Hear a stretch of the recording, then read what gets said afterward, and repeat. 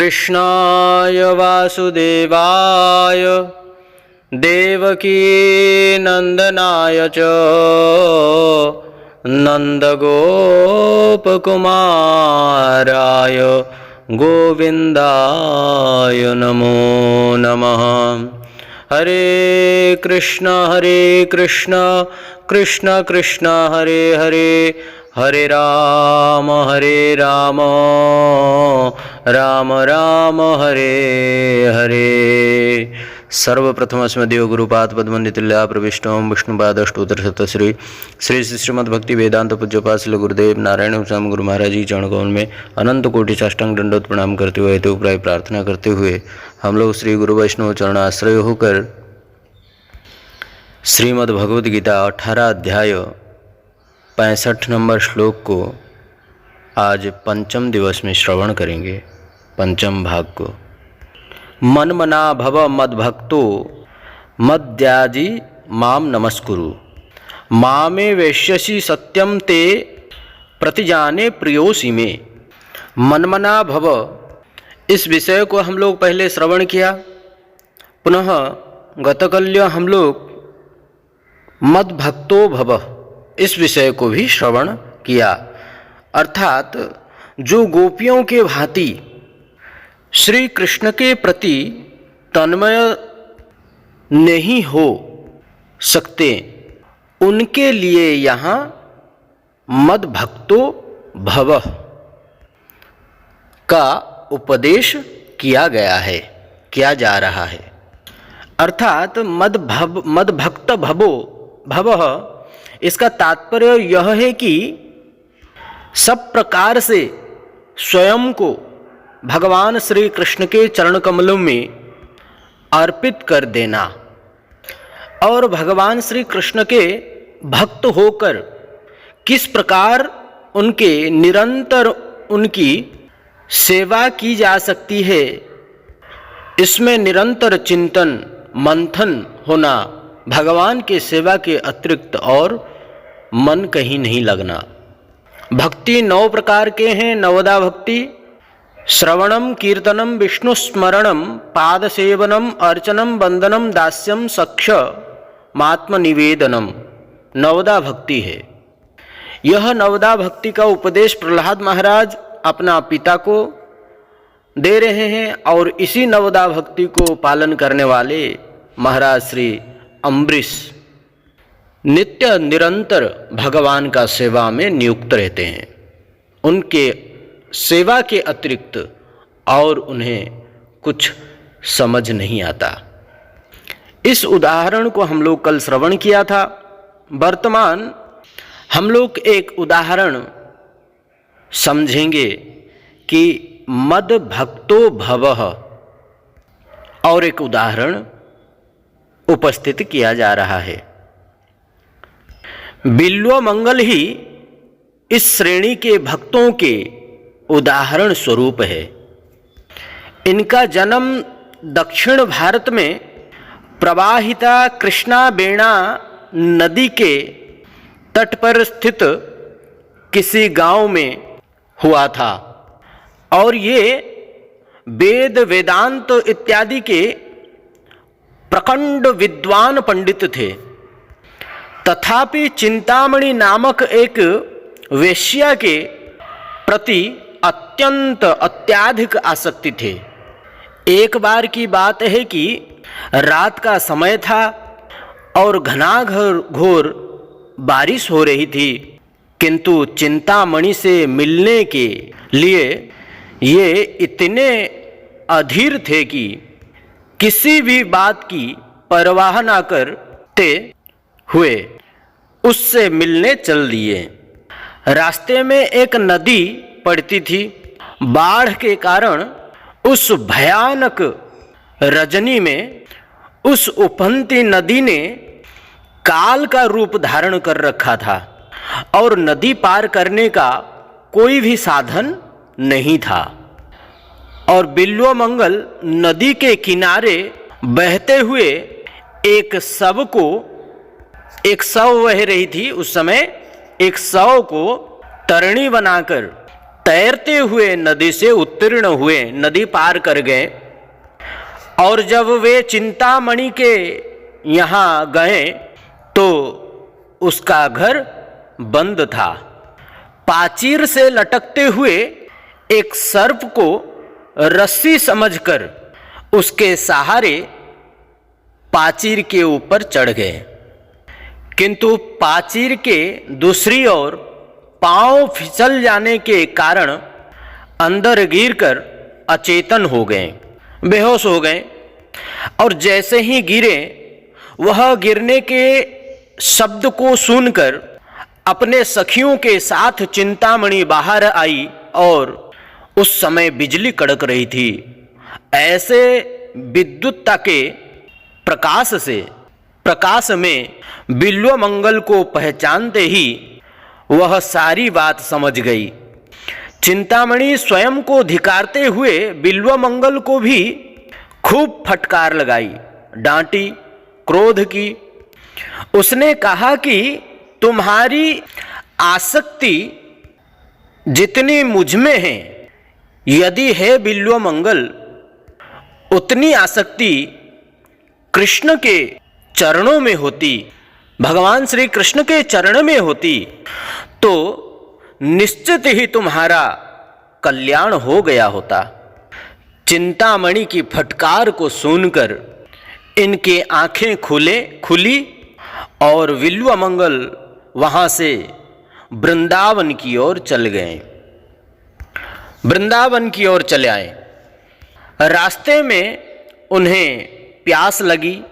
जब ये किसी गांव के समीप से जा रहे थे तो एक स्त्री को कुएं से पानी भरते हुए देखा। बिल्वमंगल पानी पीने के लिए वहां गए, किंतु उस स्त्री के ऊपर मुग्ध हो गए। उस स्त्री के पीछे पीछे उसके घर तक जा पहुंचे। स्त्री के पति ने साधु समझकर सम्मान देते हुए बिल्वमंगल को अंदर बैठाया और बिल्वमंगल ने स्त्री को बुलाने का उनसे आग्रह किया। अपने पति के कहने से वह स्त्री बाहर आई। इन्होंने स्त्री से उनके बालों में लगे हुए कांटों को मांगा। स्त्री से कांटा पाकर बिल्वमंगल ने कांटे को वहीं अपनी दोनों आंखों में यह कहकर चुभो दिया कि आंखें ही अपने विषय, ये सबका कारण उसका आंख ही तो था। अर्थात ये आंखें रूप के वशीभूत होकर मुझे भ्रष्ट करती है। ना रहेगी बांस और न बजेगी बांसुरी, यह कहकर दोनों कांटे दोनों आंखों में चुभो दिया। आंखों से अविरल रक्त धारा प्रवाहित होने लगा। वहां से नेत्रहीन होकर वृंदावन के लिए पुनः चल दिए, किंतु इनका हृदय पवित्र हो चुका था। कुछ ही देर दूर चलने के बाद इनके समीप एक बालक आया। उस बालक ने अत्यंत ही मधुर ध्वनि में पूछा कि बाबा, आप कहाँ जा रहे हो? बिल्वमंगल ने उत्तर दिया, मैं वृंदावन जा रहा हूँ। बालक ने कहा, बाबा, मैं भी वृंदावन जा रहा हूँ, आप मेरी ये लठिया पकड़ लो। वह बालक और कोई नहीं, स्वयं मुरली मनोहर भगवान श्री कृष्ण थे। तो कहने की तात्पर्य यह है कि हमारा मन यह विषयी संसार में लगा हुआ है। चिंतामणि क्या है? ये चिंतामणि जो है, ये सब विषय है। इस विषय का जो हम चिंता कर रहे हैं, ये माया जगत में रह करके, इस जड़ जगत में रह करके इन सब वस्तुओं के प्रति जो हमारा आसक्ति है, इसी में ही लिप्त हुए हैं, इसी दलदल में ही फंसे हुए हैं, मोह माया में। मानो कि हम है विल्व मंगल, हम सब है विल्व मंगल, और यह जड़ जगत है चिंतामणि रूपी वेश्या, और हमारा मन जो है यह संसार में लगा हुआ है। और वह व्यक्ति को पता नहीं कि एक दिन हमारा मृत्यु निश्चित है, हम एक दिन मरेंगे, पता होने पर भी भूल गया है। काम क्रोध महालोभ तृष्णा व्याकुल चेतसाहा, इस प्रकार वृत्ति बन चुका है। बस कहने की तात्पर्य यही है कि साधु गुरु वैष्णव की चरण आश्रय मात्र से, उनकी हरि कथा श्रवण मात्र से बहुधा तब वाक्येन दुख शांतिर भविष्यति। एक वचन भी यदि साधु का श्रवण कर लें तो समस्त दुख शांति में परिणत हो जाता है। यदा भाग्यम भवेद भूरि भवतो दर्शनम तदा, जन्म जन्मांतर का जो पुण्य एकत्रित होकर के एकत्रित होता है, तब हमारा भाग्य उदय होता है। और उस भाग्य का उदय का फलस्वरूप साधु, शुद्ध साधु का दर्शन होता है। और साधु दर्शन मात्र से समस्त पाप नष्ट हो जाता है, और पाप जैसे ही नष्ट हो जाएगा, साधु के प्रति आसक्ति होता है, आदो श्रद्धा तत् साधु संग। फिर साधु का मुख से जब वाणी श्रवण करता है, तब उनका समस्त दुख शांति में परिणत आनंद में मग्न हो जाता है। तो इस प्रकार यह संसार से केवल अपना मन को हटाकर विषयी में लगा, विषयी संसार से मन को हटा करके भगवान श्री कृष्ण की चरण कमल में एक बार लगा दो। उनको लगाने दूर है, उनके विषय में केवल चिंतन करो, केवल चिंतन करो। मेरे प्रभु है, मैं वृंदावन जाऊंगा, मैं प्रभु का सेवा करूंगा। हे प्रभु, वृंदावन कहाँ है, आप कहाँ हैं, आपका एक बार दर्शन दे दो। आपका दर्शन से हमारा जीवन धन्य हो जाएगा, और एक बार दर्शन चरण कमल प्राप्त के बाद मैं आपको छोड़कर कहीं नहीं जाऊंगा, और आपका निरंतर सेवा करके आपको प्रसन्न करता रहूंगा। हे प्रभु, एक बार दर्शन दो, एक बार दर्शन दे दो। हे महाबाहु, हे प्राणनाथ, व्याकुल होकर के भगवान श्री कृष्ण को पुकारो। देखो भगवान कैसे नहीं मिलेंगे, अवश्य ही मिलेंगे। जिस प्रकार बिल्वमंगल वृंदावन की ओर जा रहे थे, मार्ग में ही भगवान श्री कृष्ण एक बालक रूप में आकर के उनको एक लठिया पकड़ा करके बोल रहे हैं कि चलो मैं भी वृंदावन चलता हूं। हाथ पकड़ करके वृंदावन ले गए। तो इस भाव को अपने अंदर में स्थापित करना चाहिए, तब हमारा जीवन परिवर्तन होगा। नहीं तो स्वभाव तो कभी किसी का बदलता नहीं है जल्दी। स्वभाव भजिया स्वभाव छाड़िया भजे धरी तारो पाए, स्वभाव छाड़िते जीवेर कोटि जन्म जाए। करोड़ों जन्म जाने के बाद में भी उसका स्वभाव बदलता नहीं है।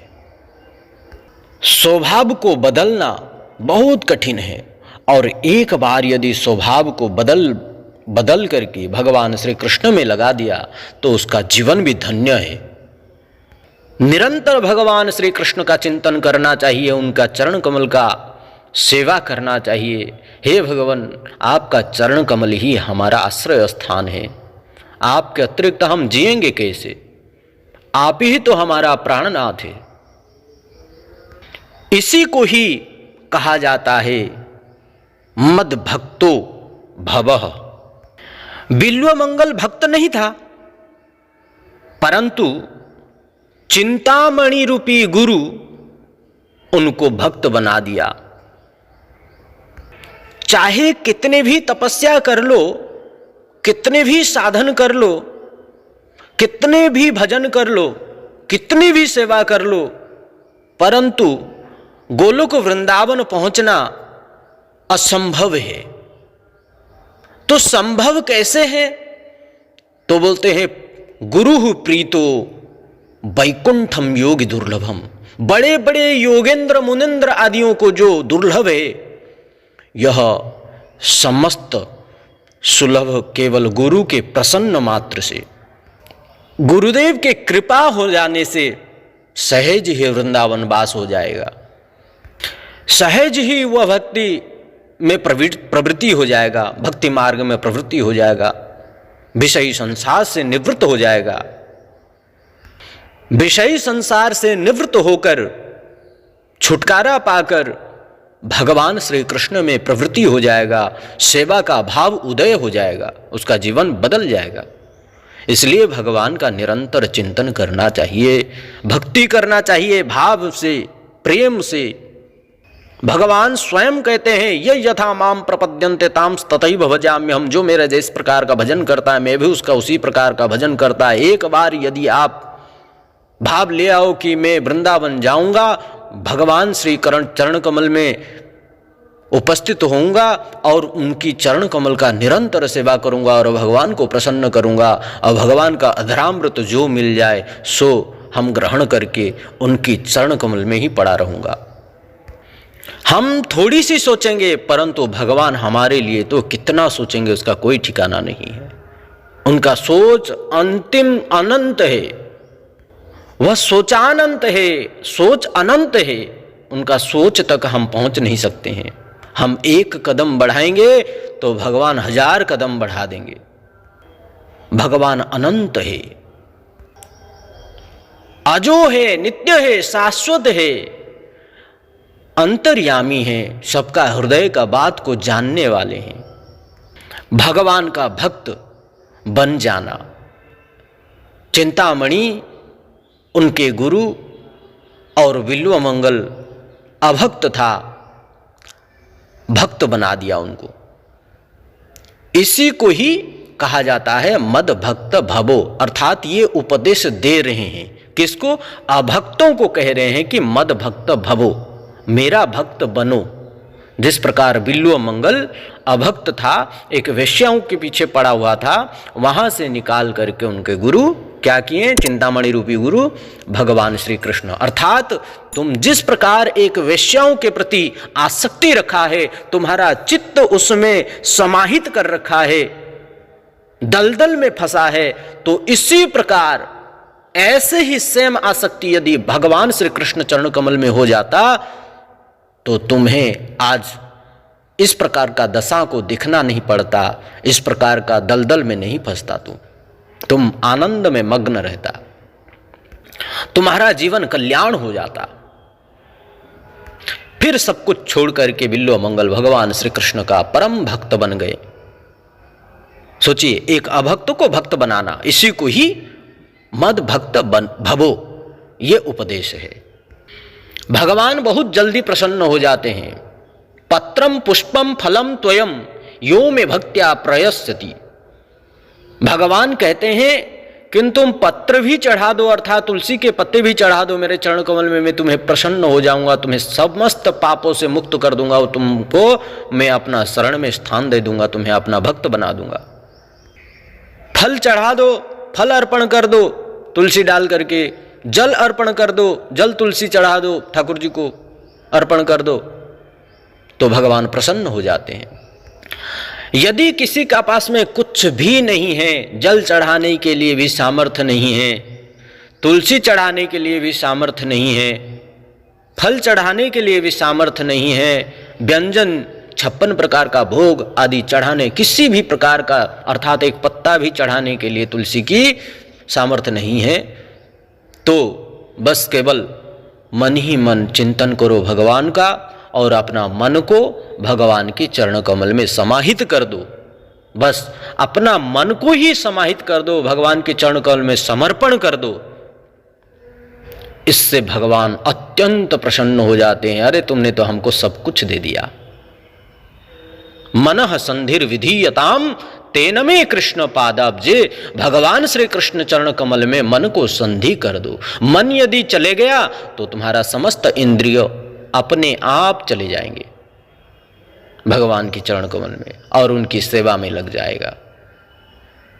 यही है भक्ति। निरंतर भगवान के विषय में ही चिंतन करना, भगवान कैसे हैं उनको विषय में ही चर्चा करना, उनकी नाम का कीर्तन करना, उनकी कथाओं का श्रवण करना, उनका गुणगान करना, उनका लीलाओं का चिंतन करना, उनके लीला कथाओं का श्रवण करना, उनके पास सामने नृत्य करना, कीर्तन करना उच्च उच्च स्वर से, सुंदर सुंदर माला बना करके भगवान को पहनाना, यही है। यदि भगवान का भक्त बन जाओगे तो तुम्हारा दिव्य दृष्टि मिल जाएगा, और यदि भगवान का भक्त ना बनकर केवल विषयी संसार में ही भोग करोगे, उससे बड़ा अंधा और कोई नहीं है। अंधा कौन है? वास्तविक अंधा जो भगवान से भूला हुआ है, भगवान से विमुख है, विषयी संसार में लगा हुआ है, केवल धन दौलत, हाम पै धन, हा दौलत, हा पुत्र कह करके पुकारते। काम क्रोध लोभ मोह मद माश्चर्य इत्यादि काम क्रोधी महालोभी तृष्णा व्याकुल चेतसाहा, यही है वास्तविक अंधे, यही है अंधा। धृतराष्ट्र जैसे है, पुत्र मोह में अंधा था, परंतु भगवान श्री कृष्ण उसको नेत्रहीन को भी नेत्र देने के लिए गए, परंतु नेत्र का महत्व को समझ नहीं पाया वो, क्योंकि पुत्र मोह में ही पड़ा हुआ था।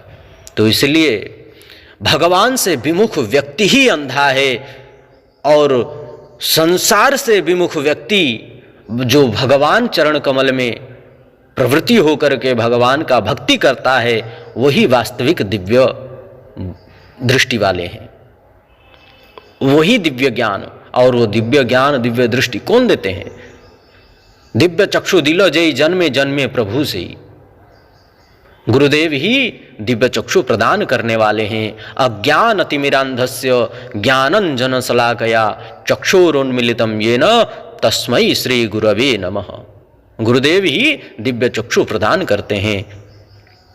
तो इसलिए गुरु वैष्णव की चरणाश्रय होकर निरंतर भजन करना चाहिए, साधन करना चाहिए। विषय संसार में कुछ नहीं रखा है, केवल पुनरपि जननम पुनरपि मरणम पुनरपि जननी जठरे शयनम, बार बार मरेंगे, बार बार जन्म लेंगे। बहुत कष्ट है इस संसार में।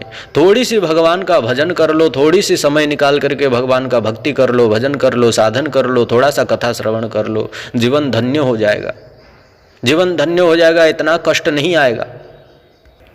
यही तो अर्जुन को माध्यम में रख करके जीव को शिक्षा देना चाहते हैं, जीव को उपदेश देना चाहते हैं। हम सबको उपदेश देना ही चाहते हैं ये कि मद भक्त भवो, मेरा भक्त बनो। आज यही वाणी को विराम करते हैं। कल मज्जाजी का तात्पर्य श्रवण करेंगे। मज्जाजी किसे कहते हैं? एक एक शब्द को श्रवण कर रहे हैं। पहला शब्द था क्या? मनमना भवः। दूसरा क्या था? मद्भक्तो भवः। तीसरा क्या है? मज्जाजी। मज्जाजी को कल श्रवण करेंगे। आज यही वाणी को विराम करते हैं, कल आगे की कथा को श्रवण करेंगे। ऐसे ही आप सभी शुद्ध भक्तों का कृपा बने रहे हमारे ऊपर, और हम सब एकत्रित होकर, निरपेक्ष होकर, निरासक्त होकर, किसी प्रकार का आसक्ति ना रखते हुए भगवान श्री कृष्ण का प्रचार प्रसार, हमारे ब्रज गोपियों का प्रसार प्रसार सर्वत्र हम सब करेंगे। भगवान का नाम कीर्तन इत्यादि हम सब मिल करके उनका सेवा करेंगे, उनका पूजा करेंगे, उनका अर्चन करेंगे, उनका साधन करेंगे, भजन करेंगे। कितना आनंद आएगा। सब कोई इकट्ठा हो करके एक जगह में बैठो और कीर्तन करो, मृदंग बजाओ, खोल करताल आदि। कितना सुंदर, कोई गाएगा, कोई बजाएगा, कोई नाचे, कितना सुंदर, कितना आनंद आता है। परंतु विषय में क्या है, कहीं कहीं भी जाओ, बाहर देखो तो किसी का एक्सीडेंट हो गया, तो किसी को कोई लड़ाई झगड़ा कर रहे हैं, कोई मारपीट हो रहा है, कोई गाली गलौज कर रहे हैं, किस प्रकार कितनी परेशानी है संसार में देखो, और भक्त के संसार में आकर के देखो कितना आनंद है। तो इसलिए भक्त बनने की कोशिश करना चाहिए, हम लोग को सबको प्रयास करना चाहिए। और आप सब तो शुद्ध भक्त है ही, आप लोग कोशिश करो कि सभी को भक्त बनाने के लिए यह वीडियो सर्वत्र वितरण कीजिए, सब लोग श्रवण करें, ताकि आप लोग का माध्यम से कोई यदि एक भक्त बन जाता है तो भगवान आपका ऊपर में असीम कृपा करते हैं। जिस प्रकार कोई व्यक्ति का पास में 10,000 रुपया या 5,000 रुपया है, वो बैंक में जा कर के फिक्स डिपॉजिट करता है तो उसका ब्याज मिलता है ना, तो इसी प्रकार मान के चलो कि आपका पास में जो भक्ति है, वह भक्ति, वह भाव को किसी व्यक्ति को सुना करके उसको यदि भक्त बना करके ले आया, ठीक है ना, तो कहीं जाते हो काम करते हैं तो उसका बदले पैसा मिलता है। तो ऐसे ही आप जा कर के किसी को कथा सुनाया, किसी को भगवान श्री कृष्ण का विषय में समझाया, तो उसको भक्त बनाया, तो वो आपका धन हुआ। वो धन लेकर के भगवान श्री कृष्ण में, कृष्ण रूपी बैंक में आपने डिपॉजिट कर दिया, तो उसका ब्याज क्या मिला, कृपा मिला आपका ऊपर, आपको कृपा मिला, तो आपका भक्ति जितना था उससे और भक्ति बढ़ा। भक्त्योघवर्धनम यच्च कृष्ण संतोष हेतुकम, भगवान प्रसन्न जब होते हैं तो आपका भक्ति को बढ़ा देते हैं, तो भक्ति बढ़ेगा। तो इसलिए सर्वत्र प्रचार होना चाहिए भगवान श्री कृष्ण का, भगवान श्री राम का सर्वत्र प्रचार होना चाहिए। भगवान श्री कृष्ण व ब्रज गोपियों का प्रचार, श्री वृंदावन धाम का कितनी सुंदर सुंदर लीलाएं हैं, इन सब का सर्वत्र प्रचार होना चाहिए। आज यही वाणी को विराम करते हैं। आप सबकी चरण कमल में दंडवत प्रणाम। किसी प्रकार का कोई त्रुटि हुई हो तो क्षमा चाहता हूँ। आप सब ऐसे ही कृपा बनाए रखें हमारा ऊपर। आप सबको धन्यवाद, दंडवत प्रणाम। राधे राधे, हरे कृष्णा। कल हम लोग श्रवण करेंगे मज्जाजी।